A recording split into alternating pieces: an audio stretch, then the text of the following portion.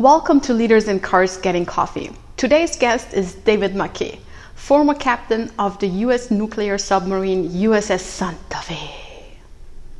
And David wasn't a normal captain. He didn't have enough time to prepare for this specific submarine and therefore couldn't give any orders.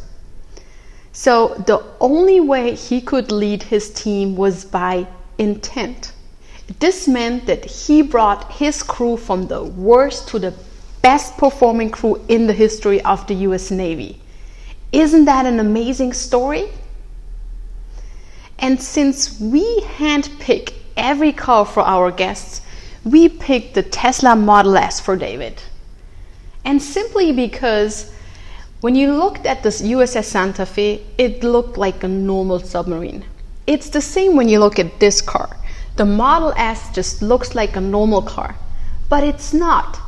The revolution is in sight. Heiko and David will talk about exactly this revolution. Different kind of leadership, autonomous team, role of HR, it's all in there. It's a great episode. You will enjoy it, learn a lot. So watch it, check it out, and stay tuned. There's a lot more to come. And enjoy your coffee.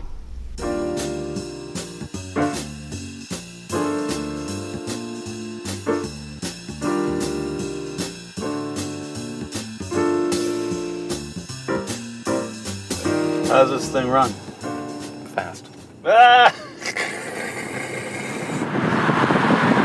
How fast does that thing actually go? Like a submarine at top speed, what does it go? I can't tell you. It's a secret. Is it? Yeah. Really? Yeah. Really? They are real secret. They're a real secret? Because you think it's kind of a lumbering, huge thing. Yeah. No, it's huge, but it's not lumbering. Okay, so I'm now imagining like a dart through water or something like that. Yeah. But is it classified to ask, is it faster underwater or sort of like a ship on... Yeah, it's much faster underwater. Okay. Everything is designed to be underwater. Think about it. Like when you look at that technology now, back then, how far it has come in a relatively short span of time. Very short. That's amazing, huh?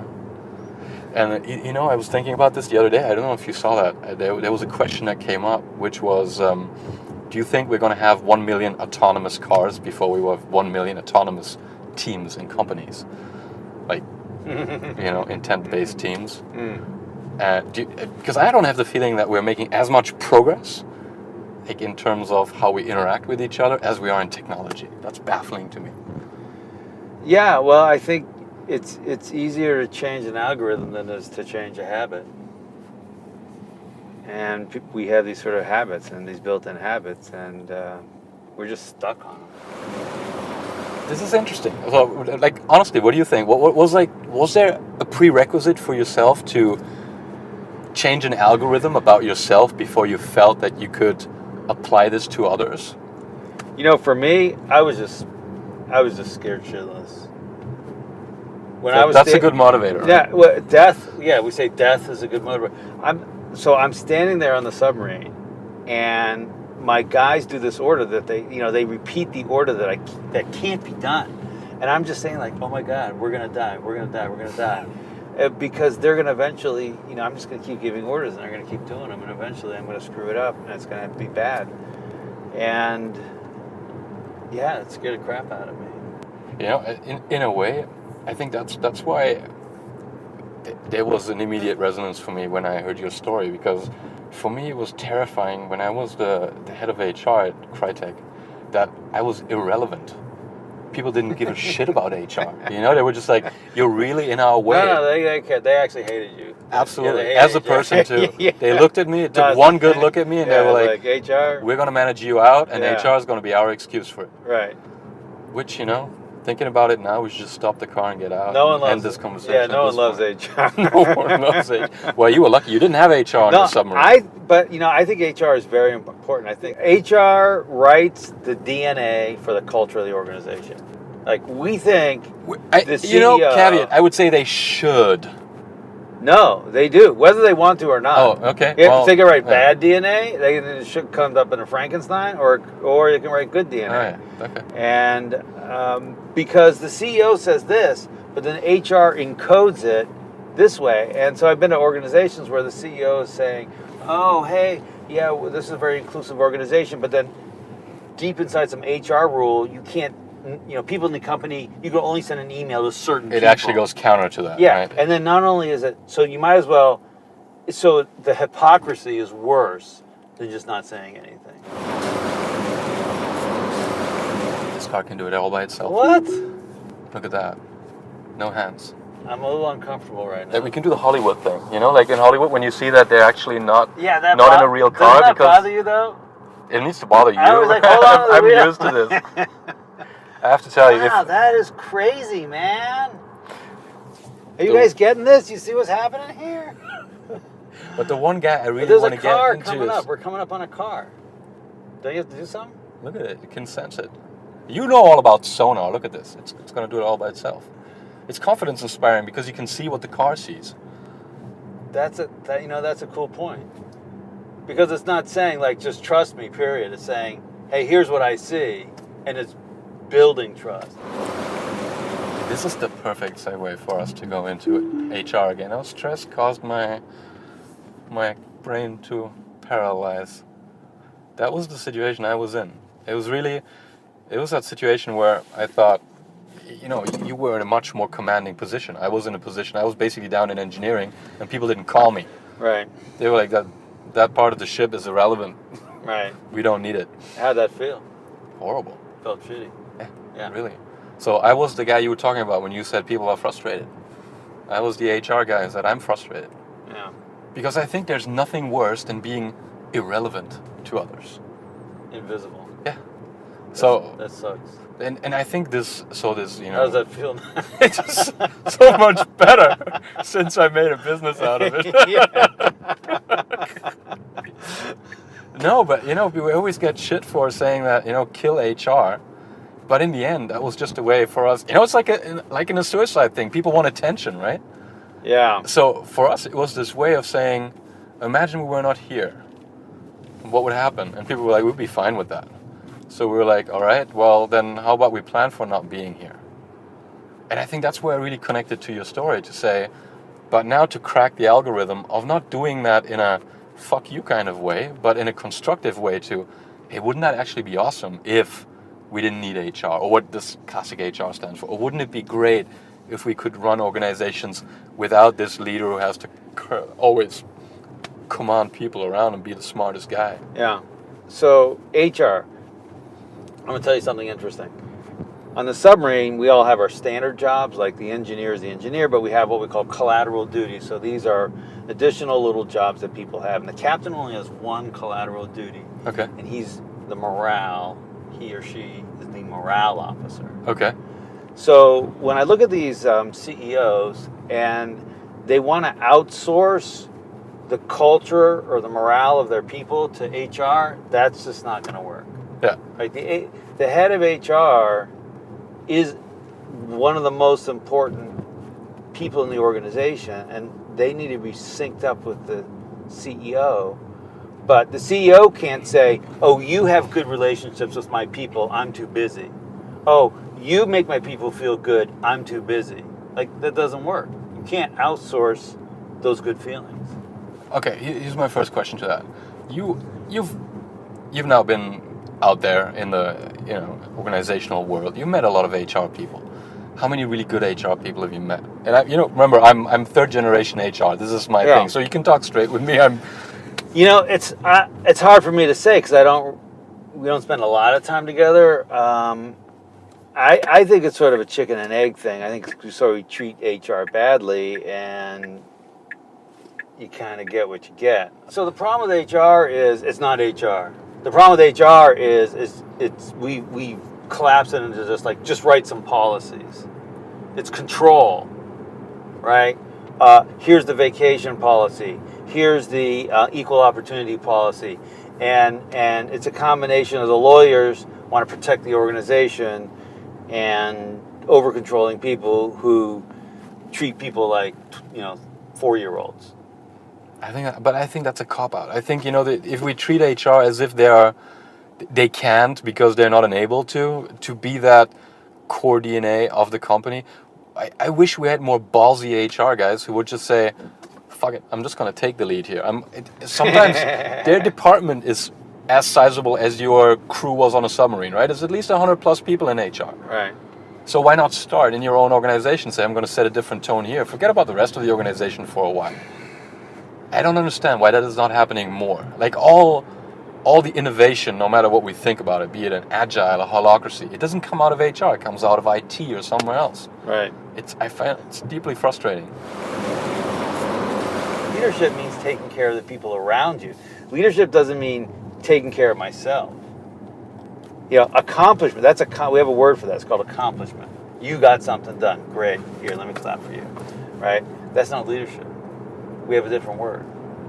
So for me, we kind of have this definition of leadership wrong. We got to rethink it. It's not about what you do.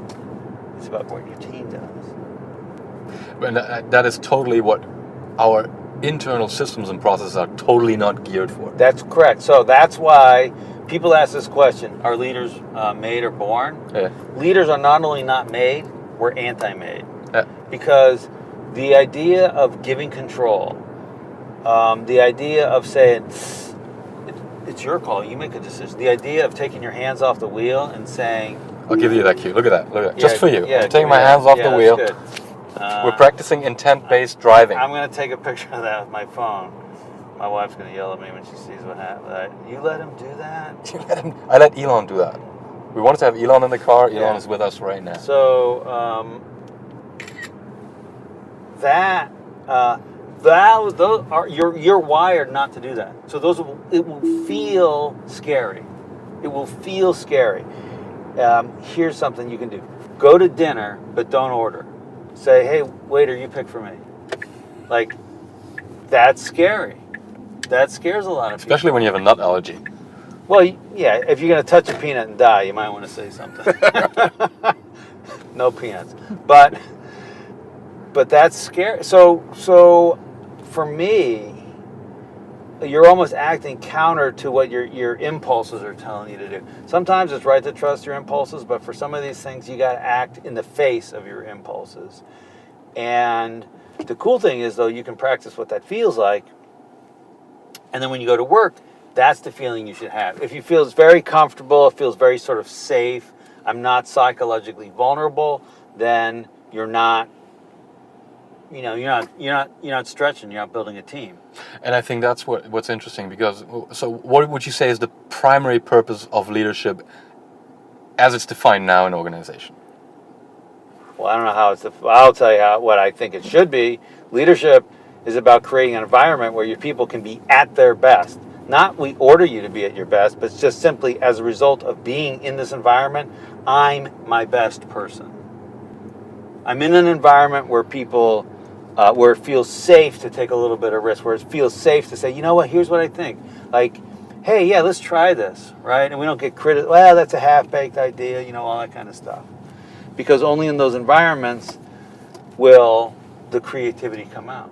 Because when we put people under stress, it's like this thing earlier, it scares me. And my brain shuts off. And it only becomes about me preserving my own, I've just got to protect myself.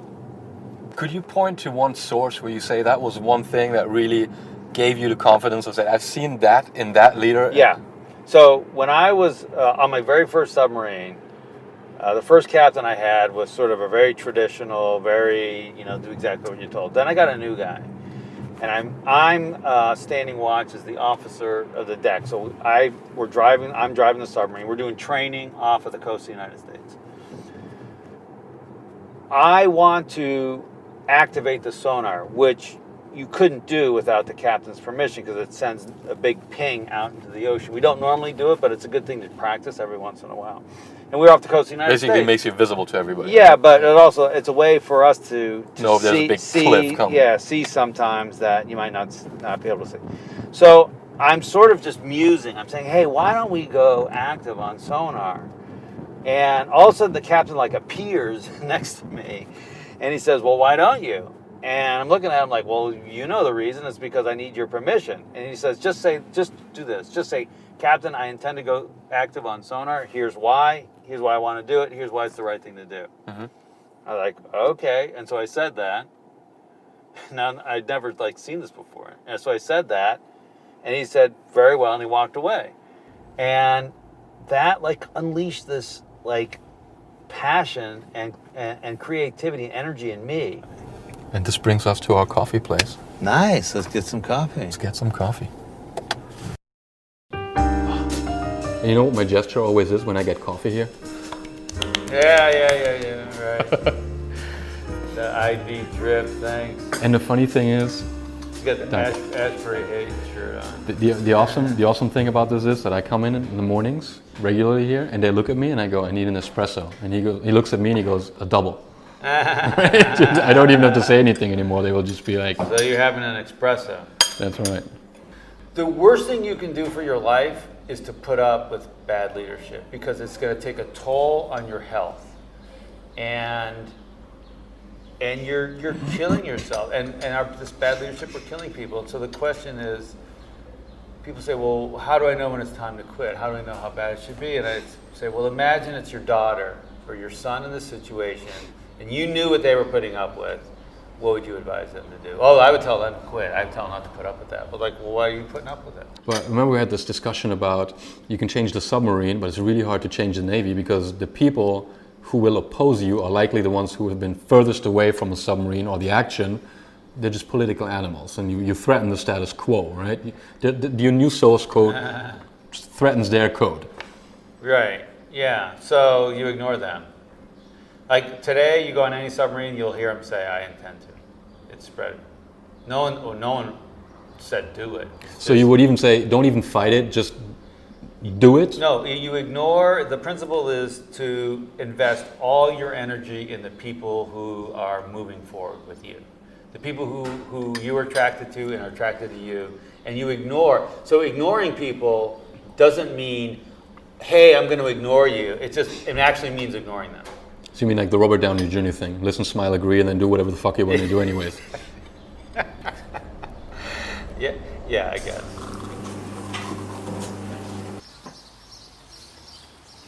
Have you watched Groundhog Day, Bill Murray? Yeah, of course, man. You know how he keeps the recurring day, but he keeps altering the day, depending on what he does? Yeah. And isn't that a little bit what we do as a leader, that at some point we walk into a routine environment, and with the nuances of how we behave differently, we can shape the day differently. Right. Yeah, totally. And, at the end of the day, you can only control yourself, right? Any attempt to say, okay, you be this, you be more proactive, take initiative, you speak up if you don't like what I'm saying, it's all just manipulation. It just kind of feels icky.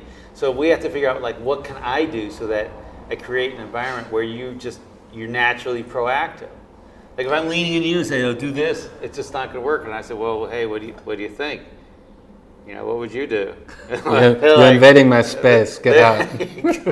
That too, but we're doping cyclists. We're submariners, so we're a little. Oh, you have to rub shoulders. Yeah, no, we're pretty. We're close. It's a close-knit group. Hey, we shared a bathroom. We should be fine. Yeah.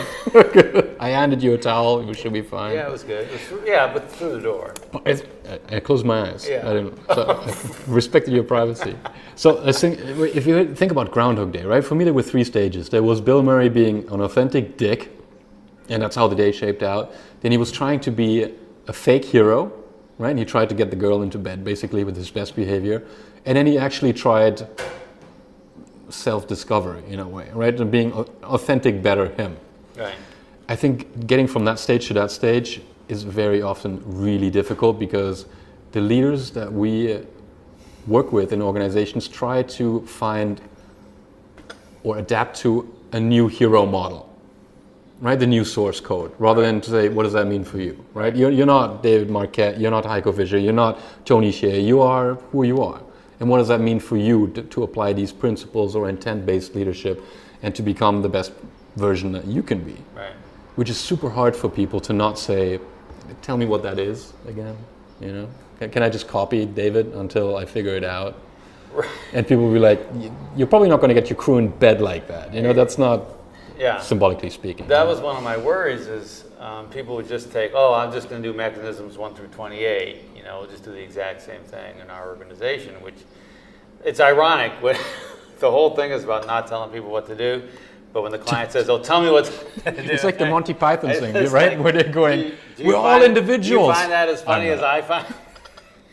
As we pretty much emptied our stuff, how about we enjoy the sun a little more and go for a little walk before nice. you got to head out and bring some coffee back to Jane?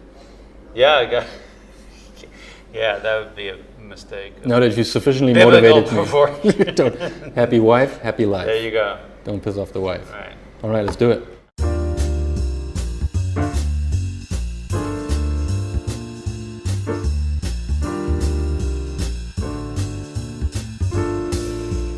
Can you imagine being on a submarine without a captain giving any orders? Sounds crazy. And then this team that has no captain that gives orders is the best performing crew ever? Crazy, crazy, crazy. And I tell you something that's even crazier. We at Resourceful Humans and David, we made a virtual reality leadership experience out of this.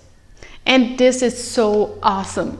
Because you can just feel like David on the Santa Fe, how frustrating and great it was at the same time. And then we translate the learnings to your day-to-day business. So your organization has the chance to become the best performing team ever. Thank you for watching this episode and make sure you don't miss the next ones.